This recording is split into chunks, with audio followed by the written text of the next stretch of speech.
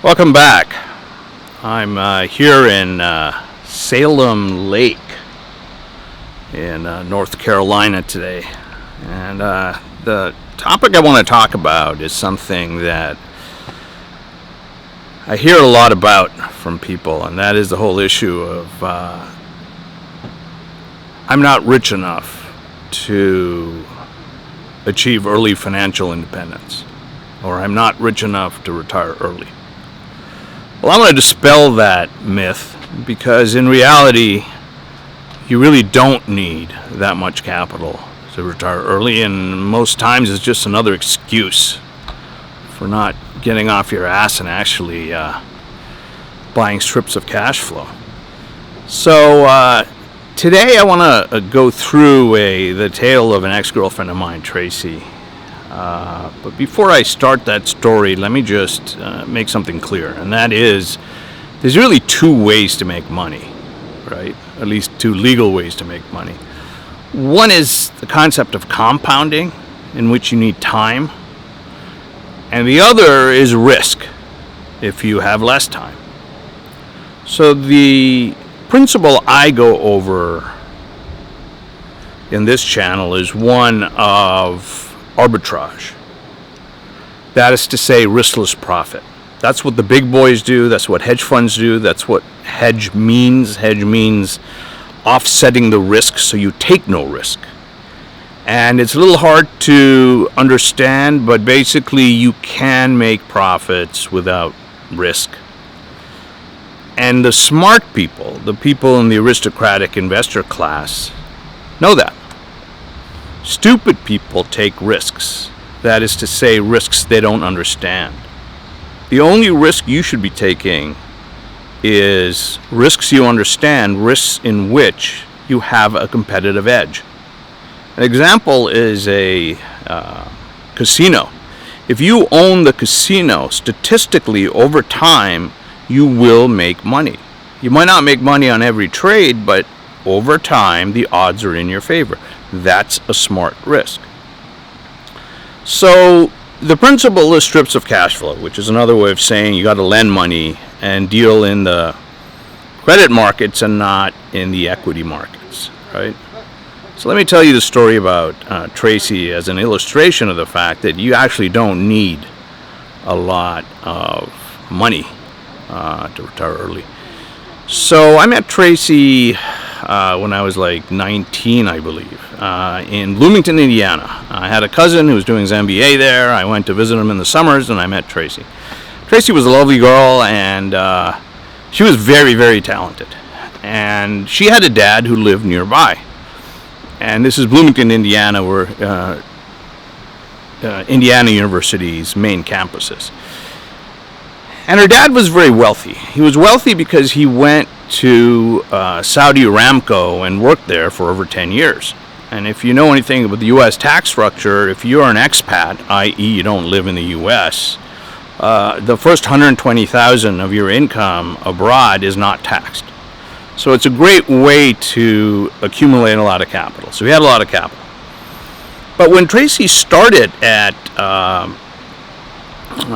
IU, Indiana University, he said to her, look, I could afford it, but I'm not going to pay for your college. You're going to have to pay for college. Now, in many ways, her dad was the quintessential American. And what do I mean by that? What I mean by that is what makes an American is not your ethnicity, it's not your language, it's the commitment to, and I say this with the proviso, you got to be a citizen first. So it's a legal citizen who has a commitment to the principles enumerated in the Constitution, U.S. Constitution. And one of the unintended consequences or assumptions behind the Constitution is self-reliance. And that's really what Tracy's dad was getting at, is that nobody helped him. He doesn't think it's good character to just give her money for college, so she has to pay for her own college. But the good news was that he didn't just say, good luck, you're on your own. He said, I have an idea for you. And the idea is that she enroll in ROTC. Now, for those who are outside the U.S., and I have a lot of those kinds of viewers,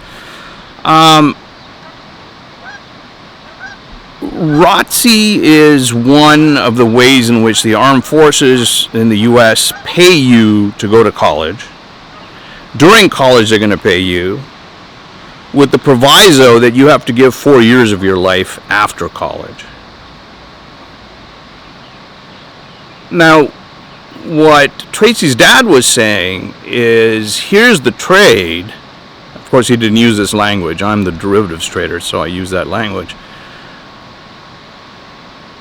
He said, when you graduate at 21, join the Army and join the ROTC program now, so they'll pay for your education, but you have to stay for 4 years. Then get them to pay for your graduate education, stay for 20 years, and retire when you're 41. So in the armed forces, like in a lot of areas in public service, like the police or fire, etc., you can basically retire in 20 years and you'll get a pension. Now, what I would add to that is something that I didn't add at that time because I didn't have some of the developed ideas I have now, is if you were to do that, if you were to join the Army at 21, have them pay for your college, have them pay for your grad school, and then stick it out for 20 years, at the end of 20 years, you will have not only had a couple $100,000 worth of education, but you'll get a pension for the rest of your life. Not perpetual passive cash flow, but at least lifetime cash flow. Now, if you had collected strips of cash flow from the age of 21, at 41, you basically have two pensions, if you want to call it that. And if you're willing to live abroad or to travel abroad or to be a full-time traveler, you basically can retire at 41.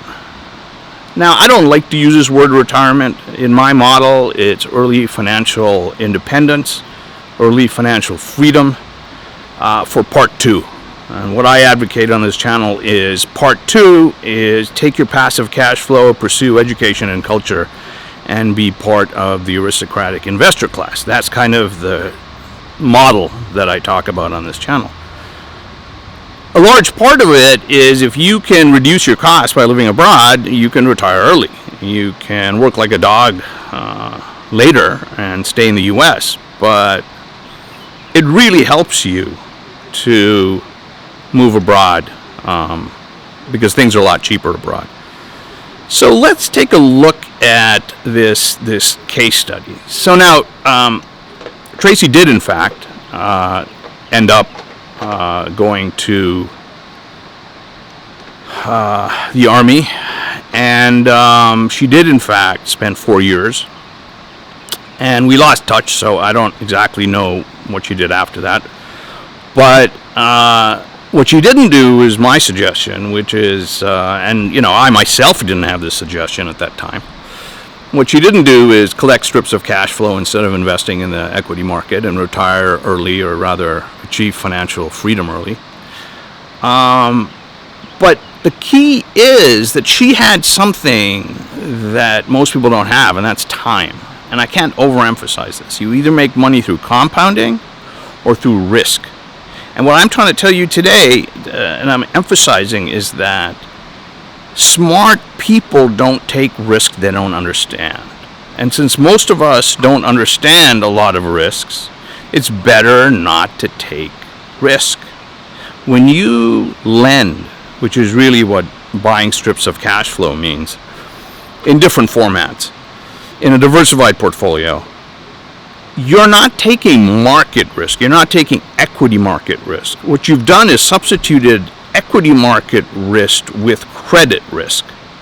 And to a large extent, you can hedge out your credit risk. What do I mean by that? I mean, you can transfer that credit risk in various ways.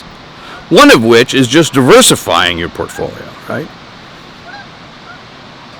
So, if Tracy had combined her strategy of retiring within 20 years in the armed forces with a strip of cash flow, she theoretically could have retired at 41. And that's an example of somebody who doesn't earn a lot of money, who, you start off, I believe they started off as captains, if I'm not mistaken, by the time they graduated, or certainly soon thereafter. So you're talking about $50,000, if I remember correctly, as an income. So you're talking about somebody who's earning $50,000 a year, who can retire, who can become financially independent at 41. This is not somebody who's rich. This is not somebody who does crazy things. So the moral of this story of Tracy is that you can spend your time in places like this, become a full-time traveler by achieving early financial freedom. I can do it, you can do it, you don't have to be special to do it. And if you're not doing it, you're just making an excuse. I'll see you next time.